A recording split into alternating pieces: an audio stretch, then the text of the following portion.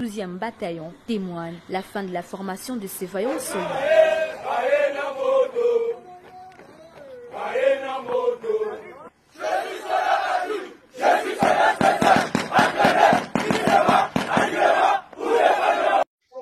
Mesdames et messieurs, bonjour, bonsoir, ça dépend de l'ère à laquelle vous nous suivez de partout, très chers abonnés de l'actualité 26 TV.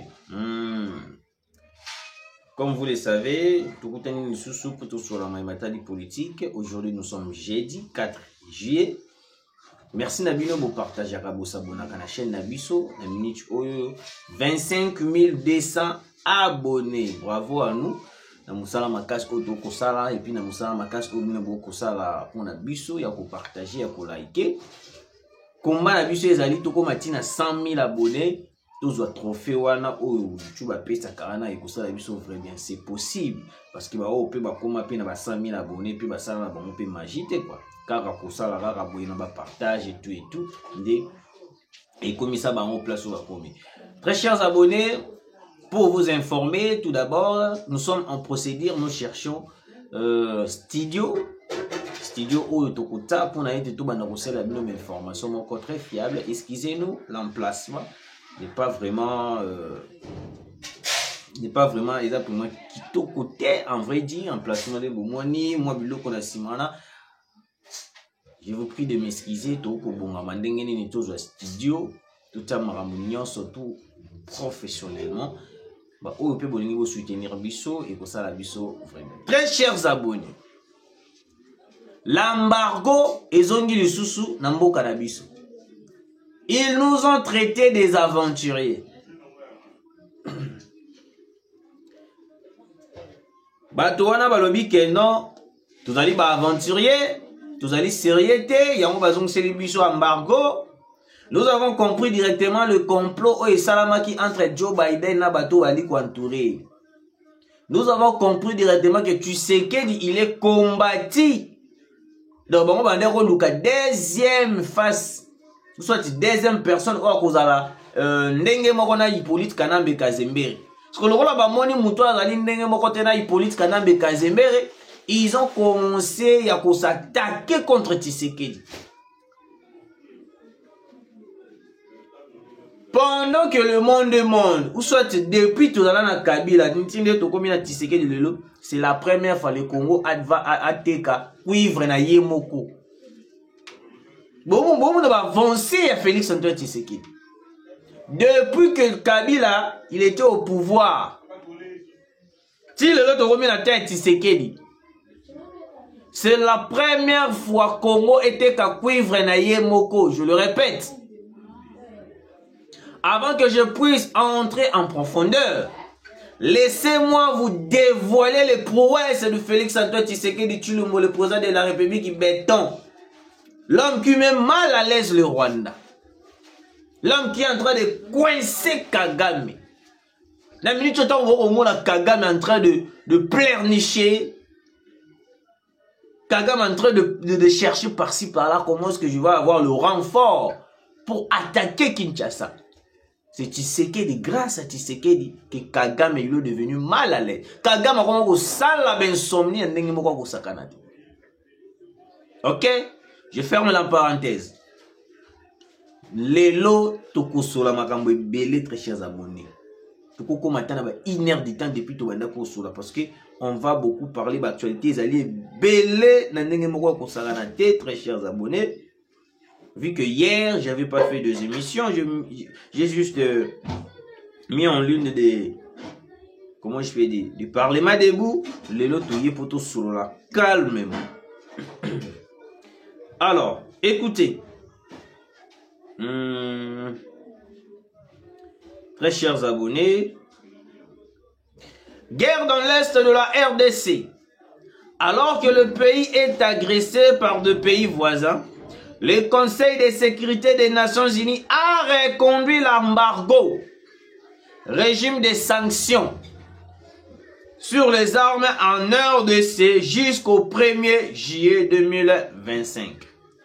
Le texte précise que sont reconduites les mesures sur les armes, le transport et le déplacement, ainsi que les mesures financières imposées par la résolution 1807, parenthèse 2008, je ferme la parenthèse, à l'exception de l'obligation de notification du transport, notification du transfert plutôt d'armes et de matériel connexe à la RDC, qui a été supprimée par la résolution 2667 en 2022, note le communiqué final.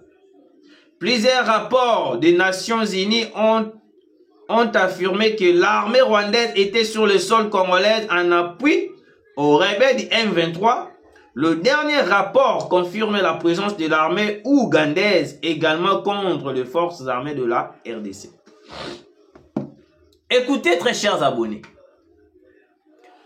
je vous ai toujours dit que non, la RDC a une guerre contre le Rwanda.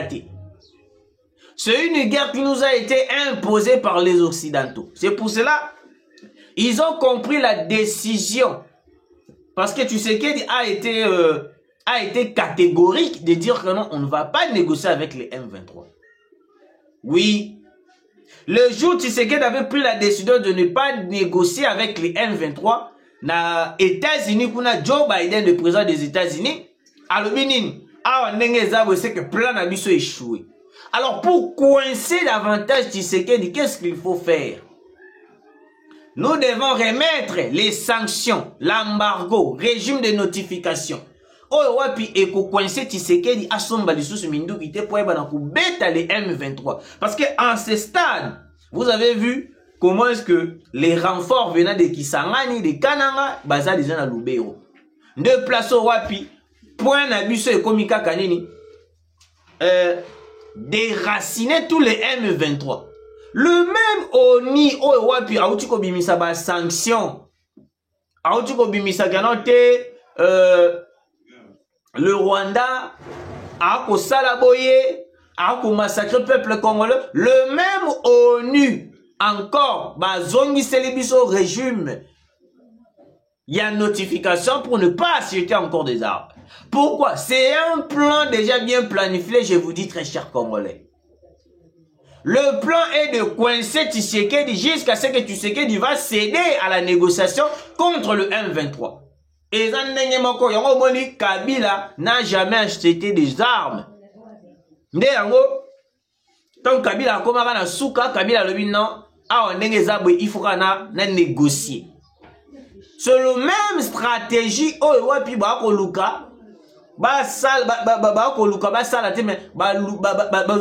contre Tshisekedi. Moi, je pense qu'on a déjà appelé le président de la République. On doit se rendre à la reçue. Parce qu'avec la reçue, nous serons capables de vaincre cette guerre qui nous a été imposée injustement. Oui, monsieur le président de la République. On ne doit pas continuer jusqu'à présent. Il y a un sanction, tu le peux, na juillet, na 2025, alors qu'en ce moment, le pays est en guerre. On ne peut pas sanctionner la RDC. Au lieu de sanctionner Kigali, au lieu de sanctionner Ouganda, bah on sanctionner Bisso, bah on agresser Bisso. Certaines personnes m'ont écrit que non, au moins était que diplomatie à Mokonzambo qu'ils allaient très faible, diplomatie à Mokonzambo qu'ils allaient tellement je vous ai naïbisi bah on a répondre bah on a le notre chers abonnés. Ce n'est pas que la diplomatie du président de la République est allée faible. Le problème est allé que non. Les Occidentaux, bah, surtout, il y a quoi bah coincer le président de la République. Parce que dans le stade autocommune, mais ça, alors que non, cette fois-ci, je vais me rendre en Russie pour prendre des dispositions. S'il s'agit de prendre des s'attendre pour Rwanda, cette déclaration, cette décision, qui pour le Rwanda, les Occidentaux non. Il faut une stratégie contre Kabila, peut-être la même stratégie. C'est pour cela moi je dis toujours, Pourquoi balobaka na biso que non Kabila va retourner au pouvoir? Kabila kozonga na pouvoir. Kabila kozonga na pouvoir. Ba yebi plan ni ba ko préparer. Oyo balobela biso ernya surtout que Kabila akozonga na pouvoir. Kabila kozonga na pouvoir. Kabila kozonga na pouvoir. Écoutez. Tension RDC Rwanda. Les États-Unis sont engagés à utiliser leurs outils diplomatiques et leurs influences pour promouvoir le dialogue et permettre le processus de Luanda de porter ses fruits. Vous voyez maintenant là où maintenant Tokomi na yango. Bazongi selibiso régime d'embargo pour na ete keno Tshisekedi akoma sikoyo na niveau nini akende kaka ko négocier et puis bazonga na processus ya Luanda. Vous voyez yango bomonaki rapidité oyo Joao Lorenzo asalaki ya kokende koluka ko négocier kuna na ba M23. Yango to koloba même Joao Lorenzo, il est le pion oyo ako manipuler les États-Unis en ce moment ba ko sala nyonso oyo ezali na makasi na bango pour na ko promouvoir voie ya dialogue. C'est pour cela tous les Congolais ba doutaka na sincérité aux États-Unis. Monsieur le président de la République, il est temps to benga na ambassade nyon soto za na mboka na biso. Ba oni wana nyo il faut ba kindi. Parce que tokoki ko continuité, ko tokoki ko continuité na ba bato wana alors que ba ko luka ka ndenge nyo soto ya koyeba na ko sanctionner biso pour que le Rwanda aye bana kozwa possession ya mabele na biso. Il suffit d'aller négocier au komona nini balongoli même na ba régime wana basali makambutu. Parce que pour les États-Unis, pour les Américains, ils allaient la RDC, il faut à négocier. Ce qui RDC a négocié te pour na bango plan na bango eko échouer. Yango okoyoka le nouveau ministre de la défense rwandaise Moubarak Munganga la radio nationale la bango ya Rwanda à Lobini. J'ai été nommé par le président Paul Kagame pour faire la guerre. Mais guerre otokosala et kozala na ba frontière na biso te ya Rwanda, ni na mabele na biso ya Rwanda, mais kozala na RDC. Alors, tokoki suko bomba eloko te, soki tosali guerre te, tokozala na mpiaka. Même ngao na okoloba na bino wana siko ye ministre nouveau ministre na bango kuna ya Rwanda na Rwanda ministre de défense alors bi même ngandenge na okoloba na bino soki na sali guerre te na kozala na chômage. Donc cela veut dire quoi? Kagame a nommé le nouveau ministre de la défense Moubarak Munganga pour faire la guerre contre les Congolais, contre l'armée congolaise, le Wazalendo, pour qu'en retour, bazwa Kambongo, balia Kambongo. Leur plan, c'est ça. C'est pour cela les États-Unis, à côté Kalaka, jamais, je vous dis, les Américains, les Français, ils n'accepteront jamais, je vous dis, que notre Tobeta Rwanda, tosil sa guerre. Pour Nabango, la guerre doit continuer. Jusqu'à ce que Tshisekedi va céder à consigner ma corps. Yango toloba ki mokonzamboka cette fois-ci, le col appelle bazongi selibiso régime ya embargo. Oyoyo. Il faut que Desco na réussi. Malgré le déploiement de quelques commandos de matériel venant de la Russie, ça ne suffit pas, très chers Congolais.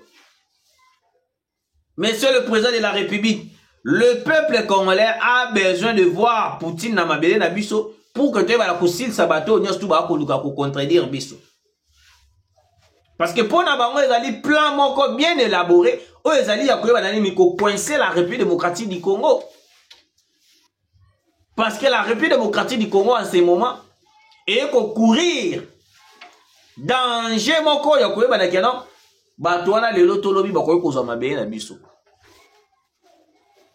Nous allons coloniser les Congolais. Vous voyez un peu le raisonnement de certaines personnes. Balobi va coloniser les Congolais. Ceux qui vont renverser Tshisekedi, ils vont coloniser les Congolais. Très chers abonnés, vous qui nous suivez de partout,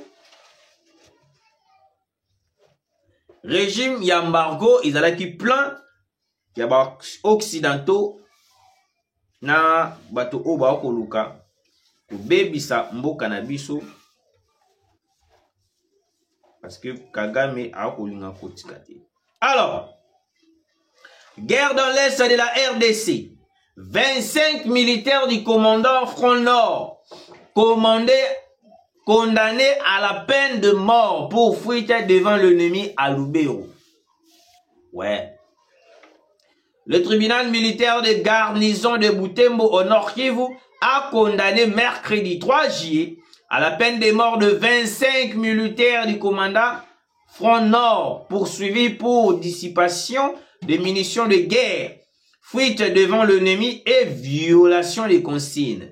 Le capitaine magistrat Biamungu Munanira a condamné à 10 ans de servitude pénale principale un soldat pour vol qualifié. Waouh!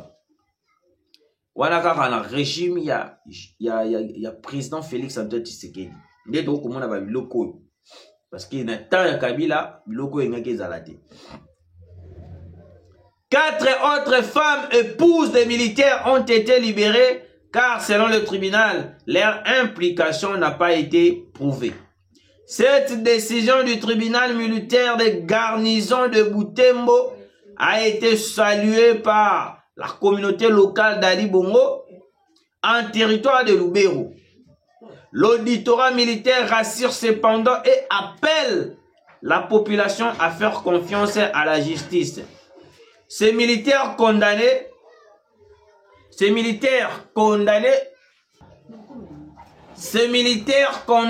ont été arrêtés pendant que les opérations Front Nord, dirigées par le général-major Chico Tutambo Jérôme, sont en cours, précise le Mouika Londjurigen sous-lieutenant.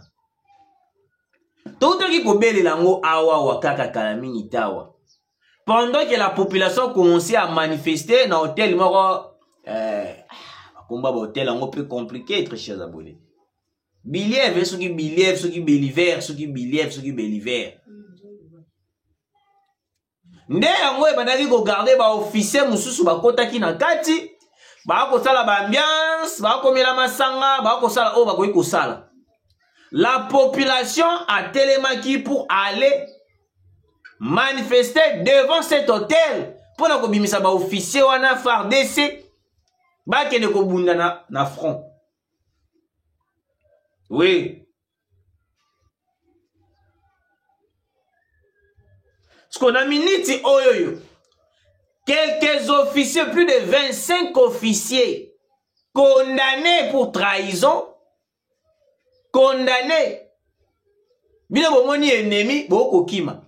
Je me suis demandé quel genre de militaire que vous êtes. Na tele kibino vidéo ya général Mamadou Ndala. Ndenge nini ako tindika batonaye o bazalaki sous ordre naye bako ninga bazonga singa basala retrait stratégique. C'est pour cela le président de la République avait contesté totalement alors une question à la retrait stratégique. Parce que à travers les retraits stratégiques, ndeyango to komona ba militaire na biso tant bako zonga ka sima bako kotaka bako zonga ba nino ba localité na biso mususu. À travers ma retrait stratégique, des localités, ma commune, n'a la prise par les M23. À travers ma retrait stratégique des militaires, n'a biso, perdre ma localité, moussous. Comment est-ce qu'un militaire censé de combattre, de faire la guerre, hôtel pour faire des ambiances? Monsieur le président de la République, cette fois-ci, le général Christian Chiwewe, même le général John Tshibao, cette fois-ci, militaire, pas de retrait stratégique. S'il s'agit de mourir, il faut tout kufa. Tout comme on a wazalendo ba kozwaka ba décision ba wazalendo ba lobi keno te awa ndenge zabwe ko kufa ou se te récupérer ma belé. Ba décision ba wazalendo ngona nanu te tomoni wazalendo vie asali retrait stratégique à moins que armée et bisabango keno te bosa la retrait. Parce que air moko armée et ko luka ko sala ko net ko coincer bango te bozo ngananu bosa la boy. Mais à part non makamboana en réalité les wazalendo bazo salaka ba retrait stratégique té. Oui, bazo salaka ba retrait stratégique té pour na bango il faut combattre les M23 jusqu'au bout. Il faut kobeta monguna jusqu'au bout. Alors écoutez, RDC 25 militaires condamnés à la peine de mort pour fuite devant l'ennemi dans le Lubero. OK? OK. Le village de Kasseni et Kinigi dans le Massissi passe sous contrôle des résistants patriotes du mouvement politico-militaire Uhuru DRC du général Machite Kashira. Après le violent affrontement, les envahisseurs rwandais sous couvert du M23, RDF, IPDF, KDF. KDF, on est allé Kenya. OK? Avant de terminer l'actualité, voici l'un des grands leaders de milice, Zahir, autodéfense de l'Ituri en parfaite collaboration avec AFC M23. Vous voyez la photo que vous voyez là? La photo que vous voyez là. Oui. Photo bino boko mona wana otocheli bino wana Corneille Nanga na moto oyo leader ya milice Zahir. Deux personnes oyo wapi babandaki ko penser faire le coup d'état contre le président de la République Félix Antoine Tshisekedi. Parce que botaki kolanda awa le 19 mai, ils ont tenté d'assassiner Félix Antoine Tshisekedi pour na été bazong c'est la biso Kabila. Yango moni Olive Lembe nyan surtout a ko lo bana biso nini. To prier makasi Kabila azong na pouvoir parce que Kabila a si sa guerre à simple stylo. Tu ne sais pas que non Kabila avait détruit le pays. Bato nyosu boko mona na est de la République ba Corneille Nanga, ba Bertrand Bisimwa, ba nanyoyo, ba Sultan Makenga, na ba Kunda Batoir.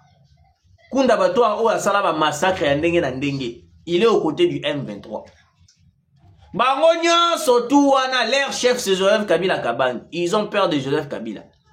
Parce que Joseph Kabila a été la personne qui avait signé les accords avec eux pendant son régime.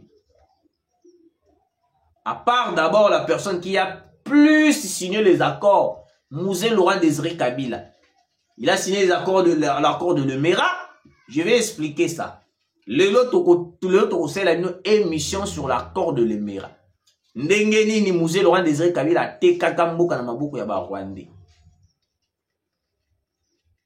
Mouzé Laurent Désiré Kabila a choisi de faire un accord avec le Rwandais. Aye abengani Mobutu. Oh, bah, corps, bah, signé qui na Rwanda, ils allaient qui non? A coupé ça, bah, mon mabélé, makambutu, tout là. Mouzé Laurent Désiré Kabila, arrivé au pouvoir, aligné balukala ba Rwandais. C'est ainsi que non, auto, koyo kanzembo, yo kobeta mikolo, que non, film, auto, et bien, moi, acteur, à Koufakanaye, déjà, na film. Mouzé Laurent Désiré Kabila, bah, il va vomir. Moi, je pense que même férié, au Batielabissu à Mouzé Laurent Désiré Kabila aux libération du Congo, moi, je pense qu'il y a des qui côté Kandembouk. Le jour où Mouzé Laurent Désiré Kabila a été Kakambouk, il faut tout le monde la férié. Oui, il faut tout le monde la férié. Mouzé Laurent Désiré Kabila assassiné, Bayelibiso, un certain fils de Mouzé Laurent Désiré Kabila, fils adoptif. Oh, moto à kota ayambo kanaba boti ya minene. Joseph Kabila, yoka veste moulaïti na genou. Il est venu au Congo. Il paraît que non, il est le fils de Mouzé Laurent Désiré Kabila. On a accepté. Le roi la biso ba congolais to lingara la biso ba tunyo surtout to la biso la facilité à accepter. On a accepté Joseph Kabila comme le fils de Mouzé Laurent Désiré Kabila. Chose grave, Kabila a commencé la meeting. Nous on croyait que non, Kabila était congolais de père et de mère. Malgré tout, azalaki na front. Mais il faut y balingala. Ato ali na front, il faut y balingala étant donné que tu es congolais de père et de mère. Ato okoloba yango makasite. Kabila a commencé la meeting. Kabila a commencé la meeting. Congolais ba ko senga e bis encore. Kabila a répondu selon sa façon de répondre. Et aujourd'hui, les gens, il faut Kabila a la pouvoir parce que Kabila a si ça gagne la simple. Le seul chose, oh, biso moni Kabila a salé la biso na mboka oyo ezalaki infiltration. Service de renseignement yende ko se retrouver na Rwanda. Service de renseignement congolais et ko se retrouver na Rwanda. Donc presque toutes les décisions ibane kozwa mawapi na Rwanda. Ba décision est belée stratégique ibane kozwa mawapi na Rwanda.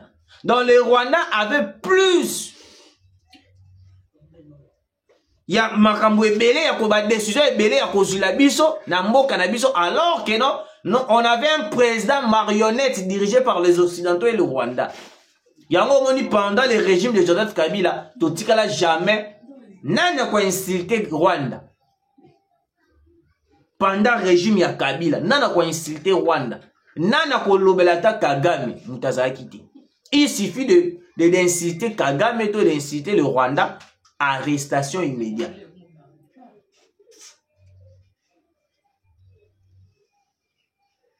Le silence de Joseph Kabila pendant cette guerre et pour l'axabiso totalement que non, il y a une complicité totale. Kabila a été militaire. Mais pourquoi Kabila n'a pas arrivé à embargo?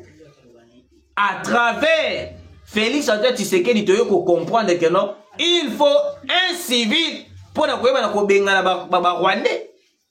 Kabila n'a pas coincé Paul Kagame pendant la guerre. Kabila a signé d'accord, signé d'accord, et puis c'est tout. Mais Tshisekedi avait refusé catégoriquement de signer les accords avec le Rwanda. Yango moni les États-Unis le batali va le décision au Tshisekedi a eu ya ko coincer le M23 parce que biso pour ça na biso ezalini le minerai du Congo il faut dans la partager. François Hollande, l'ex-président de la France, François Hollande. Oui, François Hollande, oui, si je ne me trompe pas, François Hollande. Aya na mboka na biso alobi que non RDC ezali tellement munene. Il faut que soit minéraux na bino pesa yango pe ba tunisusu. À l'époque, on n'avait pas la conscience de comprendre oh ni François Hollande ngaka lo bana biso. Alors que n'a qui déjà passage pour nous faire comprendre. Denis Mukwege a uti ko ça la carte ya RDC. Abandeli ko dessiner carte ya RDC. Na carte ya RDC ba kaboli RDC na 4 parties.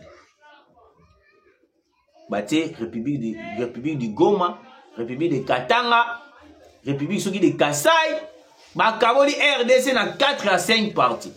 Yango boko remarqué la sécession katangaise. Oh Moïse Katumbi na Joseph Kabila bandaki ko soutenir. Ezalaki nini? Ko kabola RDC, bango pe bazwa parti na bango, biso dotika la partie na biso. Ne yango boko mona jusqu'à présent des agitations ont commencé wapi? Pas ya Moïse Katumbi. Il a compris que dans la minute où ndenge zali be plan déjà lingé banda. Ba yebaki déjà ba agitation na après ba agitation na bango et l'autre moko ekokoma. Ni ezali ni régime d'embargo parce que tu sais la RDC ne sera plus capable d'acheter des armes. Le kolo tokozala sou capable de ya kosomba mandoki soki ba munitions na biso esili. Tokokoma peut-être na suka tokoloba nini tokeneka ko négocier. C'est ça le plan des Occidentaux contre la République démocratique du Congo. Moi, je pense que, très chers abonnés, il est temps d'aller rencontrer Vladimir Poutine La Russie, il faut investir dans le cannabis. Parce que ceux qui ont lobby tika bango boy, les États-Unis, à cause de loko moko ya koloba na biso likolo makasi. Parce que pour na bango kaka soki kaka le Rwanda aujourd'hui, to signer les accords, même il régime d'embargo, même il va ni okumuna même guerre ici na est. Nde yango banga ba mema biso na nzela o Kabila akendaki. Nzela o Kabila akendaki. Vous voyez?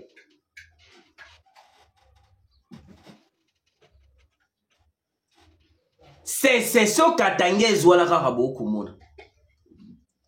Nde yango bango plan la bango ekomaki Katanga ekoma république ekoma état mususu. Moïse Katumbi akoma uswati président, Kabila akoma uswati président et puis bango pe bakoma na pays na bango moko bako diriger. Même des drapeaux et salama déjà ba drapeau ya république du Katanga. Et salama déjà donc bango na poza ba diviser pena Congo. Oui, ba diviser pena Congo. Alors, écoutez, RDC, l'armée arrête des policiers sud-soudanais infiltrés sur le sol congolais. Bande kunanga très cher congolais botikanga na bonga mananu. Na yebisa bino héritage ya makasi Kabila article la biso ezali infiltration. Oui. Infiltration armée, infiltration na mboka, infiltration à niveau 0. Mais au Komona, Olive Lembe a fait la déclaration devant Batou Oba Konyoka Managoma. Il faut beaucoup prier pour Joseph Kabila à son pouvoir parce que Joseph Kabila a dit ça. Guerre d'un simple stylo. On le sait très bien, Joseph Kabila a terminé la guerre avec un simple stylo, mais c'était pour signer les accords avec le Rwanda. C'était pas pour terminer réellement la guerre. Moi, je l'ai toujours dit, Kabila avait mis une pause à la guerre, non terminer la guerre avec le Rwanda. Parce qu'une guerre terminée, ici, la Ranabitumba, dans Masasi, Boubeti, des guerres ici. Mais ce que Kabila avait fait, il allait signer un accord. Après avoir signé un accord, il a pause la guerre. Il est impossible, Nathan, Otozali, de continuer. Namakambo ya signer un accord avec les Rwanda. Ou pour les bénéfices pour les Américains, pour les Français. Non, je ne pense pas. Je ne pense pas. Parce que tu sais que dit ceux qui a sali erreur, monsieur le président de la République, ceux qui a sali erreur de signer les accords avec le Rwanda, le même FCC, PPRD, bakozala bato liboso bakubanda koseka Tshisekedi kenante bomonité azali na faible qui ko signer ba accord parce que pour na bango ezali que Tshisekedi il faut la coincer parce que pour na bango ceux qui bazu ba renverser par exemple Tshisekedi assassiné babomi Tshisekedi les occidentaux vont dire quoi bon dès si comme na minute yo boloko la Tshisekedi a kufi vous avez un seul président qui est vivant. Oh, ni Kabila. Tout ça na bokonzi en attendant les élections. Leur plan Izalaki Bongo. Plan na bango on va préparer qui n'est Izalaki Bongo. Kozongi sa Kabila na bokonzi ko zonga na esclavagisme au tozalaki na yango pendant 18 ans. On a vécu des choses avec Kabila. Qui ne sait pas que pendant le régime de Kabila, on n'avait même rien à dire devant Kabila. Kabila, il était au-dessus de toute personne. La démocratie, on va dire la mission dans Moka. Pendant le régime de Kabila, tu as la démocratie. Il suffit seulement de critiquer Kabila, l'homme n'a rien à porter disparu. Et quand vous savez, maman, moi, quand vous la commentaire, na lobaka yango nyonso, maman, na soki na kuta na yebo peut-être to ko beba. Ako komela ngai, aza maman, voya maman, voya jeune fille, tu voya maman. Ako komela ngai la WhatsApp sur le numéro de la chaîne. Mais yo koloba loba boko kumisa Tshisekedi trop. Bo skize nga na terme. Alors bien éviter que pendant le régime ya Kabila, capote ezalaka gratuit. Capote ezalaka 100 fois mais le lot avec Tshisekedi capote comme 1000 fois 1500. Voyez un peu, c'est la genre ya population au Kabila atikeli biso. Balingi sexe, balingi masanga. Au lieu peut-être de travailler pour l'évolution du Congo. Oh, to Congo na wapi lelo Uganda komi kosala usine ya ba voiture na Afrique du Sud komi kosala mituka. Mais Congolais il est là en train de parler du sexe. Masanga, quand est-ce que le pays va développer? Yango omoni même na Brazzaville ba mona rabiso tozali ka lokola ba tintin, lokola toali ko se distraire. Yango omoni même na Brazzaville na Angola ba komi ko comploter pour déstabiliser le Congo. Un petit pays comme le Brazzaville a komi pe ko comploter pour déstabiliser le Congo. L'Angola, oh, ouais, putain, vous mettez la tolo, Angola. Je vous ai alerté, hein. Une base militaire créée, ouais, Soyo, une base militaire américaine, oh, ouais, bah, Rwandais, bah, Zali, na Kati, bah, ils ont préparé plein, il y a pour attaquer Kinshasa. Mais certains Congolais sont là, pour na bango, bah, ko sala kaka ba makamusus, oh, yo, ils attendent à bénéficier pour na repui. Même le dossier où on a eu pour la vente Kinshasa Arena. Kinshasa Arena, le gouvernement a débloqué plus de 5 millions de dollars pour la construction de Kinshasa Arena.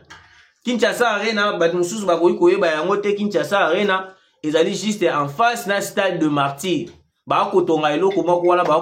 Kinshasa Arena. Tout artiste et musicien. Aki kobeta ote na kebeta na arena ya Londres na kebeta na arena ya Nîmes. Ça fait partie de la beauté de la République démocratique du Congo Kinshasa Arena. Oui. Mais ils ont un impact ni pour le social ya ba Congolais. Militaire a ko bunda na est de la République a ko zanga même isemuli ya kolia po bundela mboka. Toko mona ba vidéo ba kotinda la biso militaire asimbi bula fufu ya muke même sous likaya ba kolia yango ezalité.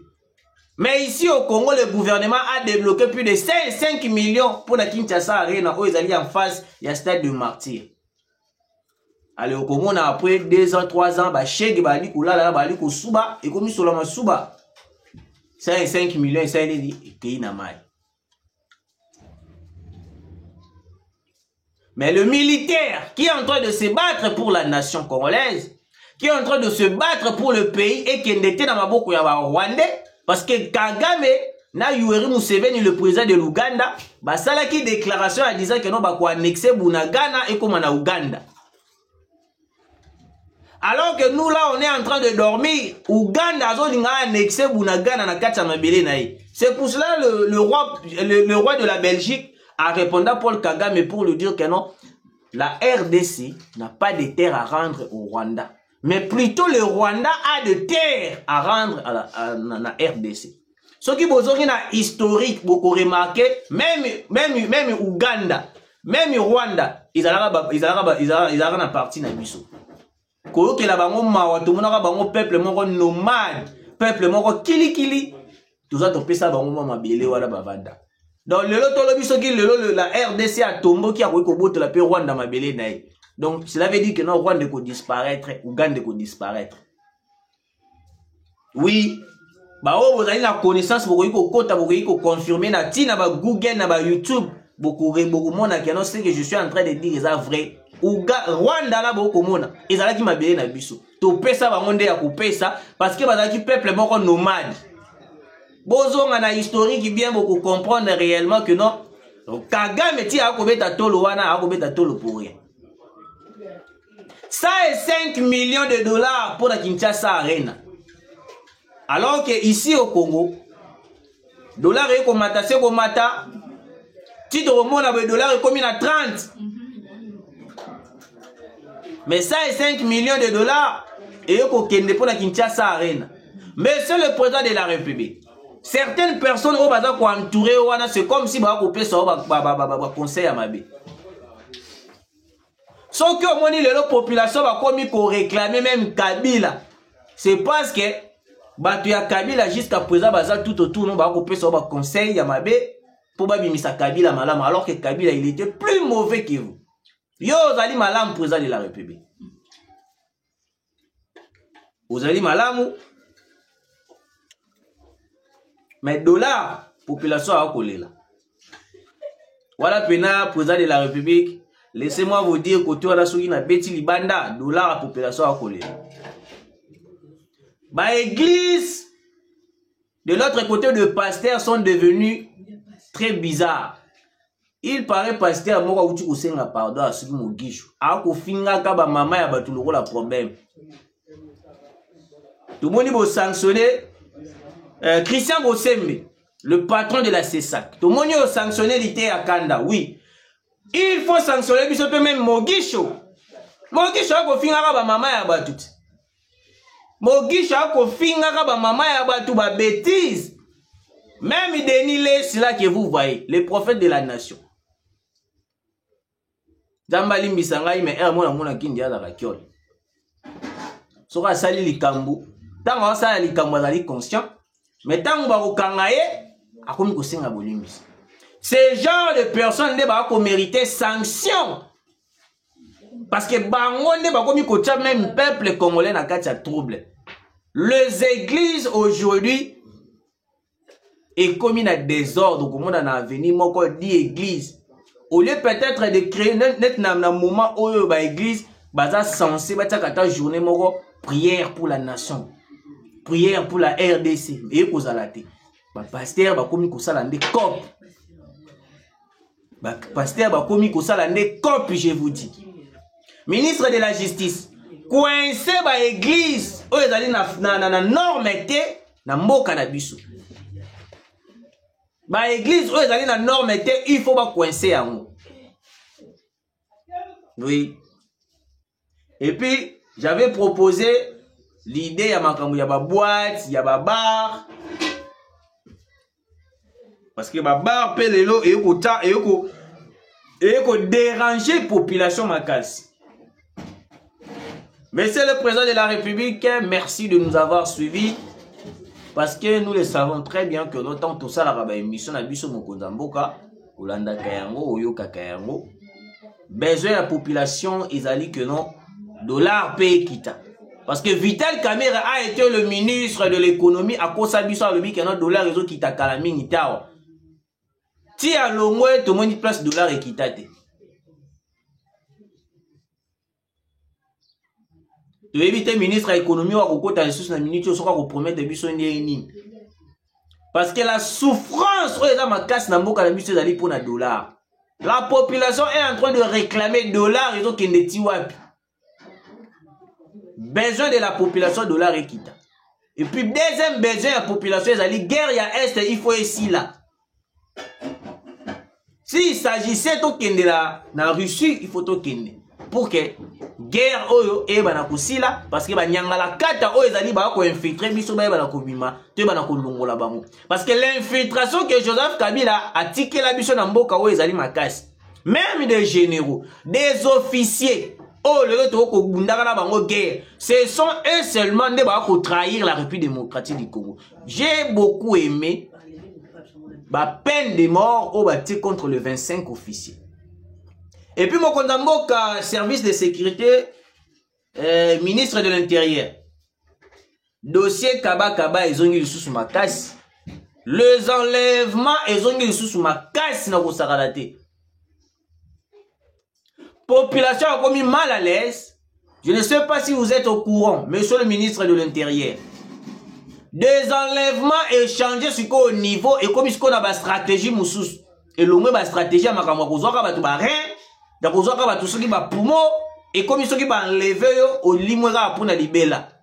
So on a 1000 chances au komona mais so on a 1000 chances te soki ba enlever yo au pays libela.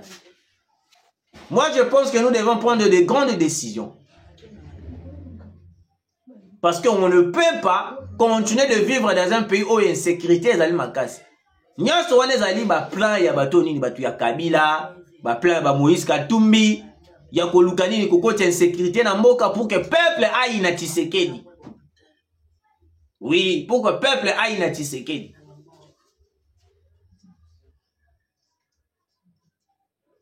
Parce que ba komona eloko Tshisekedi akusala akobima meilleur président nde yango ba kolukani. Ba bebisa image ya mokonza mboka. quelle que soit votre stratégie, le président de la République a été catégorique de dire que non, il ne va pas négocier avec le M23, ni au moins avec Paul Kagame.